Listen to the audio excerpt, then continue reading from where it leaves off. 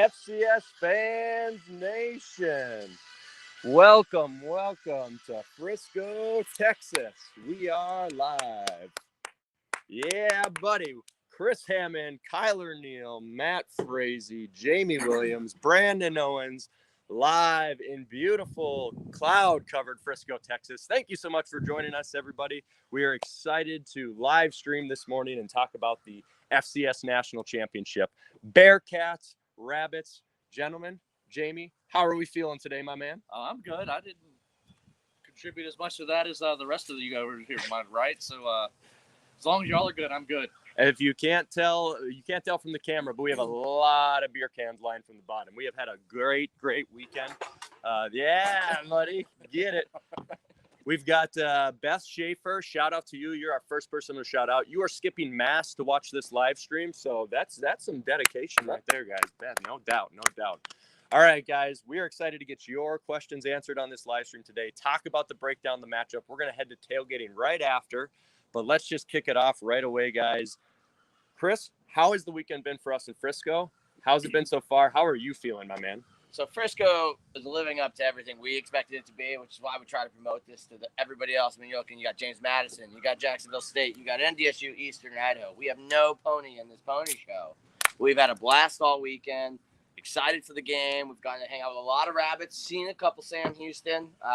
It just got to show, even in a time like this, what's happening in the spring, it feels like football, and it's been a heck of a lot of fun. Yeah, man, it's been great. Heck, we saw tons of Jackrabbit fans last night. A few Bearcats. Is that surprising there, Kyler? Are they just gonna all travel today? What's up with that? Yeah, I mean, I would assume most Bearcats, they live in Houston. They live in the Dallas area. They're still probably at their home. Some are probably still driving up this morning.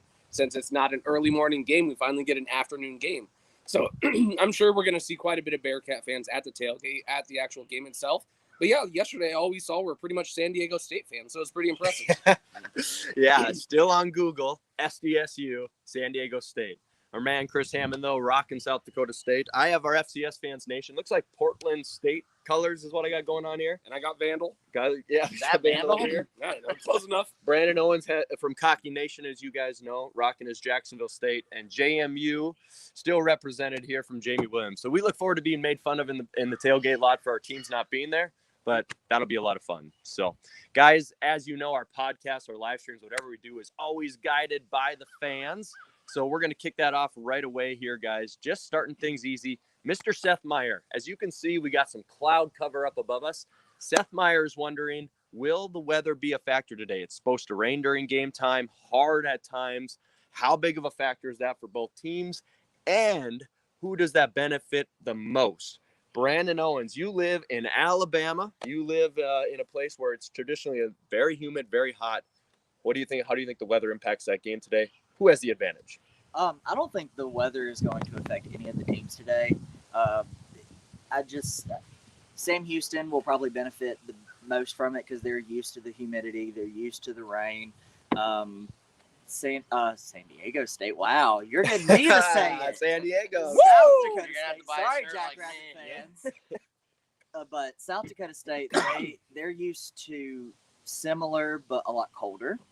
So I think this is probably going to benefit Sam Houston the most, but I don't think it's going to affect either team. Any disagreement on that to where it might benefit South Dakota a little bit better if it decides to piss rain today? I mean, I'm on the Sam Houston Bearcat train, but I will give SDSU a little bit of props because we've been talking about this all weekend. Who has the advantage in the rain?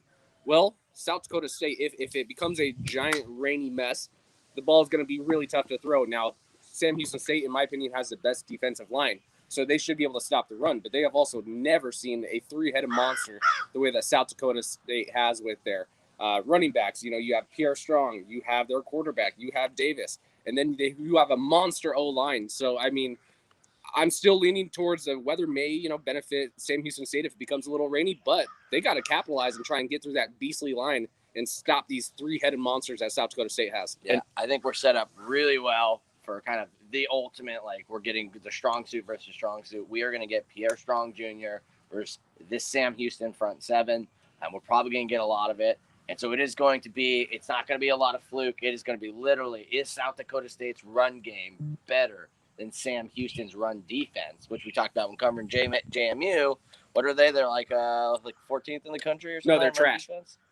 Oh, semifinals and done, you're completely out of it. Well, if you think about it too, don't discount the running backs that Sam Houston has. Yeah. Because Yeah. Ramon Jefferson, who actually was a transfer from Maine, he's good between the tackles. They can get Noah Smith out on the outside, even if they're not handing the ball to him. Just little flare passes, screens. You don't have to throw the ball far to get him out in space and make the Jackrabbits go sideline to sideline. So don't discount that from Sam Houston. And which one of these quarterbacks is more? I mean, they're both weapons. They're dual threats for sure. But which one would you see being more like a running back that you would have to fear within the running game? I kind of think Gronowski, but I also see Eric's speed. So what do you kind of think on Yeah, that? no, I definitely think as a threat, as a runner, Gronowski is going to run the ball more. Schmidt's more of a opportunistic runner where he sees a hole and he takes it. And you saw it a couple times last week where he had nothing. The progression broke down, but he goes through his progression. It's not a designed quarterback run like Gronowski will have.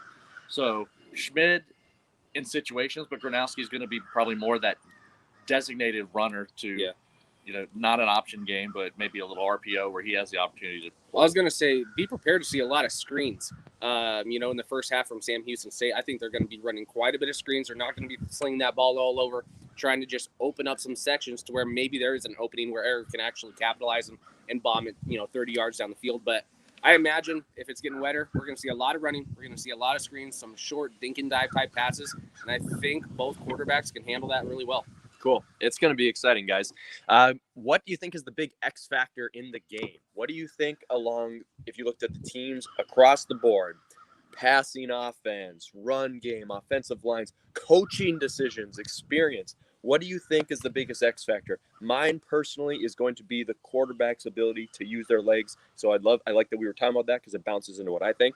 I think that QB's ability to move and be mobile and move the chains on the 3rd and 6 when the pass isn't there is going to be huge.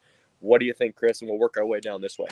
Special teams for Sam Houston specifically. You look at the North Dakota State game, they almost lost that game specifically on special teams. We talked about it. NDSU's offense only responsible for 2 points in that game. All of their defense or their special teams was able to score points on Sam Houston's defense. And as Jamie's touched on a couple times, a critical point in the James Madison game last week was Sam Houston, being able to return that punt. So Sam Houston fixed these special teams problems that plagued them against NDSU and then benefited them against James Madison. Because I think you're going to see more of a similar SDSU, similar to NDSU type thing where if they haven't fixed what they did against NDSU, it could bite them in the butt hard today. It's going to be interesting. Kyler, what do you think, man? What is the X factor? Cowboys fans and Dallas will love the X being thrown up. Didn't catch it. He said, we'll have a long talk at the tailgate on that. What do you think, my man? Yeah, I think I already alluded to this. I think the X factor is going to be really the defensive line of Sam Houston State versus the offensive line on SDSU. I think those are both the X factors on each team. North Dakota State, number 8 in the FCS in rushing. Sam Houston was able to shut them down with their defensive front. They're aggressive. They're fast. They can get to the outside. So if Gronowski is going to try and scramble, Sam Houston actually has those defensive ends that can get to the outside and, shut him down to where maybe he can't be as mobile. So I think those are going to be the 2 X factors from each team. Which one prevails, which one meets expectations, because these are both the best offensive line as Sam Houston will ever see this season. The best defensive line SDSU will see this season. It's going to be a fun battle. I normally don't say that coming from Big Sky country. I like to see a little bit of flair. Yeah. I like to, see scores in a minute, but I am excited to see this battle. It's going to really remind me of the good old days of football. I think it's going to be a tough-nosed battle. Cool. What do you think, man? X factor there, Brandon? I think it's going to be coaching decision. Casey Killer has more experience in the playoffs. PhD. Yeah. Yep. Correct me if I'm wrong, he's undefeated in home playoff games. Correct. That is correct, sir. So I think with this being in Texas, I see it as kind of like a home field advantage for Sam Houston State. So can Casey Killer keep the ball rolling to where Sam Houston will get the job done? Or is the former Alabama coach, Kirk Cignetti, going to outcoach Casey Keeler. He didn't last week, so Stiglmeyer this week. Oh, my buddy. bad. Stiglmeyer, The disrespect. We're just not. I mean, the last decade, to be fair, we're not used to these two new teams Right. competing against each other. That's what makes it so fun. X Factor, Mr. Duke Dog. Yeah, I think it kind of wraps up to what everybody said. Who can get the opposing offense behind the sticks, force those passing downs, the 3rd and 12s, the 3rd and 10, so that there's not a decision, there's going to be a pass. And then, like Chris said, that can you flip the field, special teams? You know, if you have to punt, just punt, see if you get them deep, start edging that special teams game, get the field position battle, win tipping in your favor, and then something could happen. Because I do think, especially if weather's a factor, we're probably looking at a lower scoring game than you might think otherwise, even with the propensity of these offenses to really be able to light up the scoreboard. I don't think we're going to see that today. And can I give Chris Hammond a little bit of credit? No. Not at all. That's weird. I agree. I know it doesn't happen often, so I want to give him a little bit of credit. Right after the NDSU game, we asked, how does Sam Houston look, or how are they going to, continue to expand and make a deeper run, beat JMU? Well, what Chris alluded to was, hey, the only thing they looked bad at against NDSU was their special teams. He said, that's an easy fix. And look at what they did the week after. They won the game on special teams. So I just have to give Chris some props because he said, if you're doing well on offense, if you're shutting down another team's offense and you're just struggling with special teams, well, that's the best case scenario, and you can fix that pretty quick. And Sam Houston State was able to do that. They fixed their mental errors. And, you saw what they did to JMU last week. What a game. Yeah. Mental In 2 quarters. Yeah. mental toughness by those teams. Speaking of toughness, guys, Keel Wilson, an awesome contributor of the page. We saw him last year in Frisco. Wants to know an actual fight between a bearcat and a rabbit. Actual animal on animal. Who wins that battle? What do you think, Jamie? Bearcat? We've had a rabbit in the backyard all And a weekend. bearcat. And we saw a bearcat. Might have been a bearcat. Might have been a normal cat. Yeah. Didn't get a close look at it. We were terrified. Yeah, I mean, Yeah. obviously a bearcat wins that, but, Think the bearcat wins it? yeah, I mean, bunnies are kind of timid little creatures, so That's true. we'll see. Not jackrabbits. Yeah, jackrabbits, they get a little fierce. I've never seen one, so I don't know. What do you think, Chris? Jackrabbit or bearcat You in a know, real fight? Throwing in some movie trivia. If those of you have seen Guardians of the Galaxy, the Easter Bunny is badass in that Yeah, movie. So yeah. I'm going with the Guardians of the Galaxies, or not Guardians of the Galaxy, whatever. That stupid movie. The bunny is going to beat a bearcat. There you go. That should be interesting. And battles will happen, guys. And we have some fans who've asked about battles in the trenches. You alluded to it a little bit, Kyler. Yeah. Battles in the trenches, lines versus lines. I think a lot of people are saying, well, because Sam Houston has defeated JMU and NDSU, who have been known for their offensive and defensive lines, and now they're on par. I will agree, and I will give them credit. But I do believe that South Dakota State has a higher level than everybody. Am I right? Am I wrong? What do you think there, Cocky Nation? Am I right or wrong on that trenches assessment? You're right, but I think size is going to play a huge factor. Sam Houston is smaller but faster, and South Dakota State is obviously a lot bigger than Sam Houston's line. So it's really going to depend. Can Sam Houston use their speed to their advantage, or is South Dakota State going to use their power and their Brute force. Yes. Yeah. to overpower Sam Houston? Do you think one of these lines wears the others down in any capacity, defensive, offensive line for either squad, Kyler? Yeah, I mean, we kind of saw this with Sam Houston even versus North Dakota State. The first 3 quarters, Sam Houston was able to stop North Dakota State at will. Then eventually that size started getting to Sam Houston. North Dakota State in the 4th quarter was able to drive a little more. They still couldn't capitalize, but they were able to get down the field a little bit more. And with SDSU's weapons, if you can get down the field a little bit more than NDSU was able to, now you actually have the weapons that North Dakota State did not this year. So that's kind of the thing. It will be fun to see, though. To answer your question, are you wrong or right? I think you're both. I think you're 100% right about SDSU maybe having a better front, but also you might be 100% wrong because Sam Houston has proven everything that you've said all year, about their line wrong. That's the You're truth. like, NDSU, we have a strong O-line. Sam Houston bullied you guys. JMU, you kind of thought the same thing. Now, there was more special teams, but Sam Houston held their own against what is known as a great line. So, I mean, it's going to be a fun battle. So, I don't know. This is like flip the coin. You're totally spot on, though. To give credit to my downfall and insult to Sam Houston is every time I've said this and every time they've proved me wrong. So Are they going to prove me wrong Yes. again, Chris? Yes, they are. Oh, As he wears his Jackrabbit shirt. South Dakota State, they made it, right? They're here, not taking anything away from it. They did it. But for years, they've kind of been that second fiddle. They've been trying to beat NDSU. Fiddle in the band. And they did. Yeah, This year, they were able to pass NDSU. Like, they did it. However, so did Sam Houston. They passed James Madison. We need that Dora song. We did it. So I just think you watch Sam Houston's defensive line.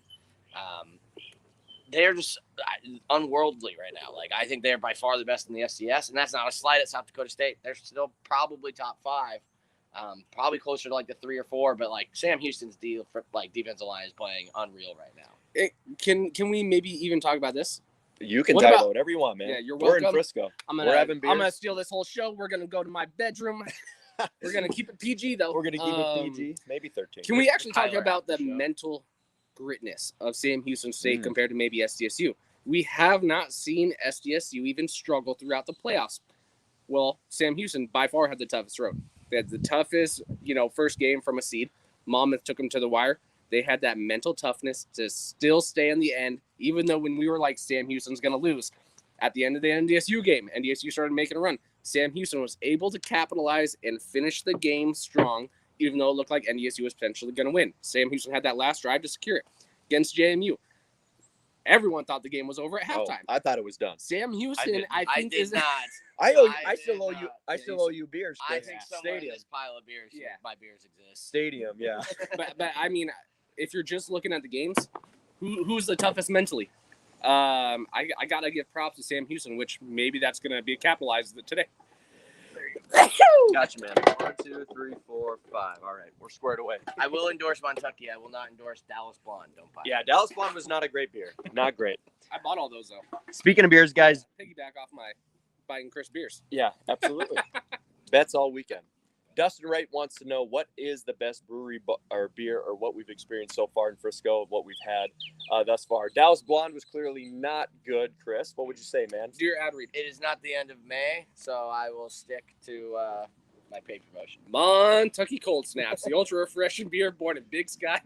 I just had Bud Light, so whatever. What was the there was the beer The you had? orange revolver that I had last night, Yeah. that was really, really Blood and good. Honey, orange. That's a Texas brewery. There you go, Very good, Dustin. Dustin. We'll go with Blood and Honey would be your pick for the brewery beer that we've had. We So did down a lot of Coronas and lime, so. and Yeah, some it just took Modelo's 6 lime. minutes to prep. You betcha. Yeah, you betcha, yeah. we're here for a good time, guys. We're not just here to be as professional as some folks, and that's totally okay. We're Hence just why kind of a fun crew. our pregame show is in the backyard, not this stadium. We're okay with that, man. Switch to ESPN if you want. Yep. They don't have one. I don't know. This looks like it could be like a college campus setting with the trees in the Yeah, background. man. It's not too We're shabby. actually in Denton. Go Mean Green. There you go. More Texas. All right, guys. So I really like this question. I was speaking with Sam Herder last night and a few other media pundits we met up with, which was a really good time.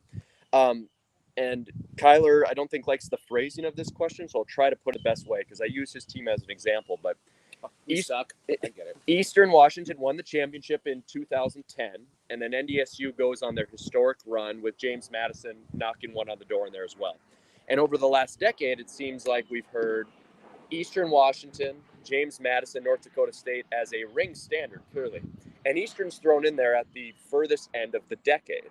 So regardless what happens the next 10 years, is this championship game so important to these programs to be in the talks of the championship caliber? Because you could argue that Sam Houston has a better playoff resume than some of these teams with rings. You could argue some of these teams that don't have the rings have better resumes, but the ring is what people focus on.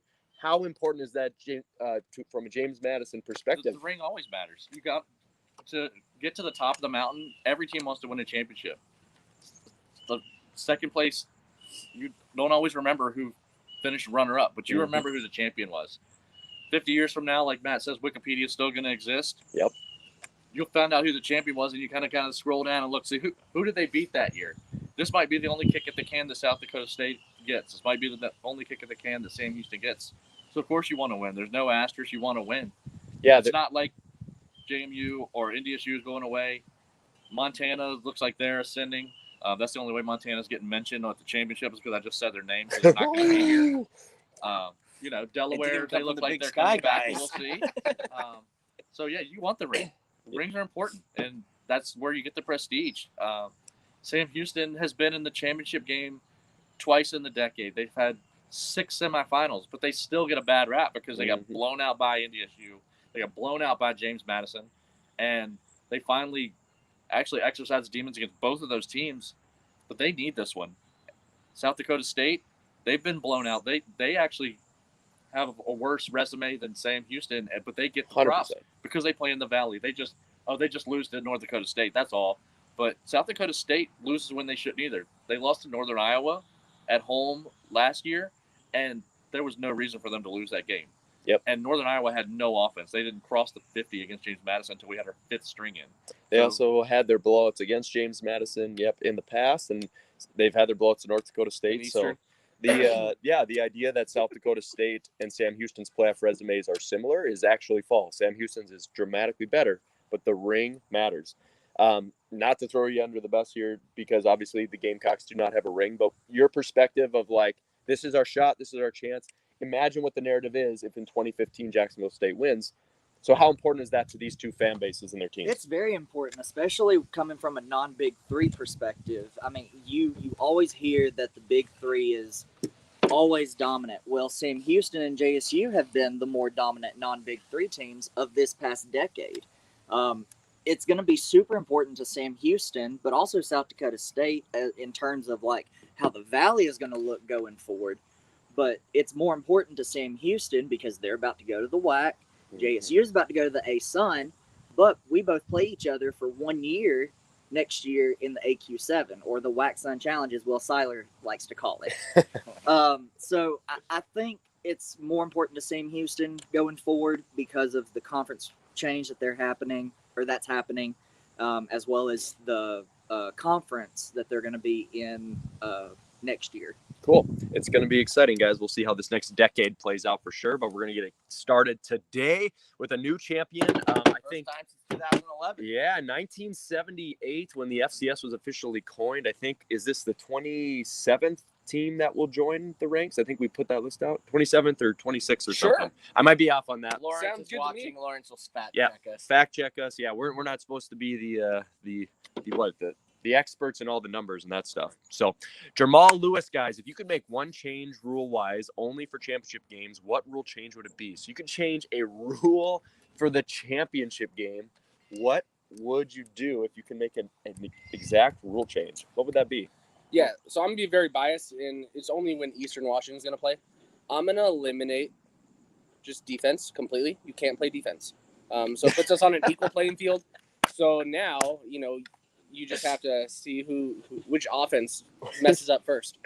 I think to answer Lewis's question, I think they've kind of corrected this. And for a lot of people, there's a misconception that NDSU received a lot of favoritism because of announcers and speakers at the actual Frisco events and games.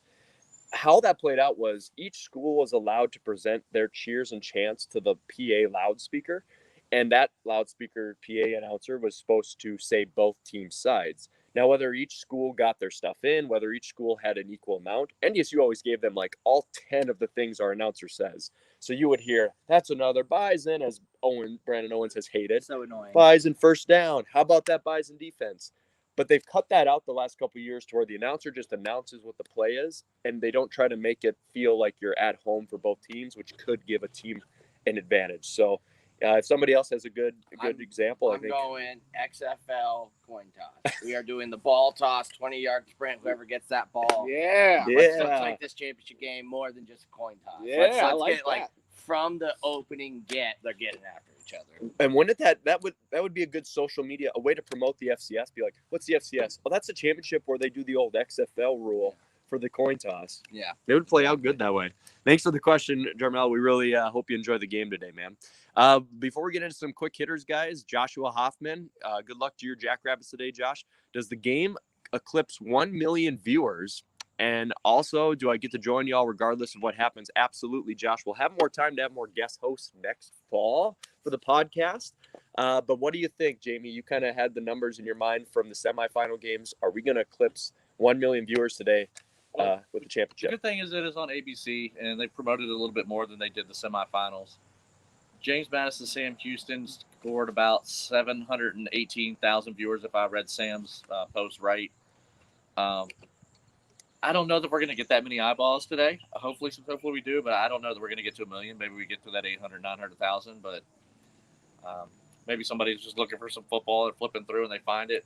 But I don't know that if we get 1 million, it'd barely be 1 million, but I don't know that we'd quite get there. Is North Dakota, I think next week it really kind of hits for my state, high school graduation. Does that affect any of you guys right now, or are we still a little too early for that? I think there's graduation going on this week too. Yep. But I mean, at the end of the day, this is still spring. If you're not a hardcore FCS fan, Right. you don't even know this game's going on. That's true. Where, you know, the normal FCS championship is played during the bowl season. People are still looking for games. So you're in the football mindset, even if you don't know who the two teams that are playing the national championship, half the people still tune in just thinking it's a bowl game. Yeah. You know, I mean, you will still get that if it's on a major network, ESPN, ABC. So that's why last year we saw the 2.4 million or something. And it was great. Yep. There was an NDSU fan that was like, yeah, see, without NDSU in the semis, the ratings are horrible. We could have done that. I was like, you guys had 300,000 the other week. It's because it's the spring. It is a different mindset. Hey, we're getting some Texas rain, guys. But yeah, So- it's going to be tough to hit a mill. 100%. We may get rained out for this live stream, but let's hit kind of these last final questions. First, for Lori Payne, she's sick and tired of FCS being treated like trash. Yep. We're a Division I school. We deserve respect. Thank you, Lori. Shout out to your Jackrabbits. Kevin Geeter says, what's the record number of drinks consumed in the FCS Fans Nation tailgate, and does that get surpassed on Sunday? We're going to try. I think Kyler Neal probably holds that record for the Eastern NDSU game. You probably hold the record for drinks consumed with us. I don't know. I didn't even know I was drinking. I would say the hard part is because it's on Sunday, we've already Yep. done a little bit of damage to our bodies. 100%. So I'm going to go grab something quick for one final tradition for game predictions. You guys answer. Who's nursing the worst hangover right now? I feel great. Yeah, Not me. I mean, I didn't I'm drink good. that much, so. I'm good. I'm solid. So none of us. We were worried about Brandon yesterday, though. His stomach seemed to not do well with the Oh, Lord. Top Golf case. So Oh, too soon. Too much details. Hey, all right, we're FCS. picking. All right, FCS Fans Nation, it is time before we get rained out here for us to do our pick 'em. game predictions of who's going to be the winner. And with that game prediction comes a Jello shot made by Kyler Neal. As it's starting to rain, this is what we do. This is Barstool. This is OG. This is what fans do, guys. We are not media. We just love it. Okay, Chris, prediction, and then grab your Jello shot, man. all right. So I think it's gonna be a tough game. As you can see, perfect. The rain is here. The heavens are opening. That run game that I talked about being so important, and those special teams are gonna get tougher. We had problems with the snaps that led to blocked punts against Sam Houston. That is going to be something that happens again today, possibly. Now, how I think this game is going to go.